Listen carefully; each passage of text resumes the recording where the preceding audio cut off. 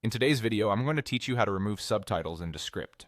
If you've ever worked with Descript, you're probably familiar with its myriad of features, and subtitles are one of the most useful tools available. However, there might be times when you need to remove these subtitles from your project, and I'm here to guide you through that process step by step. Let's dive right in. First, you'll want to open up Descript by navigating to its website. If you haven't already done so, you can access it through your preferred web browser and log into your account. Once you've reached the Descript dashboard, you'll see a list of your recent projects. If you don't see your desired project right away, make sure that your account settings are correct and you're logged into the right account. Now click on the project that contains the video you're working on.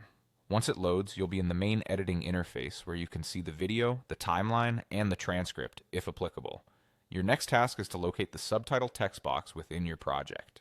This is important because subtitles, when present, will typically appear as a text overlay on the preview window, allowing you to see them directly over the video feed.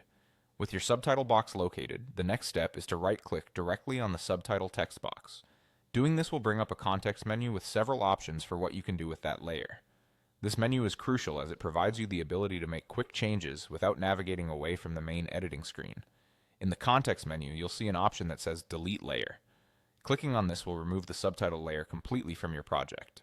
If you're someone who prefers shortcut keys, you can simply press the backspace or delete key on your keyboard as an alternative method for removing the subtitles. Remember, whichever method you choose, this action is reversible, and the subtitles can be added back if necessary, so don't worry if you accidentally remove it.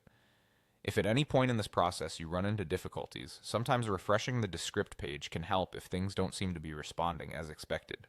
Also, it's a good idea to periodically save your project or check that autosave is functioning so you don't lose any work. And there you have it, you've just learned how to remove subtitles in Descript.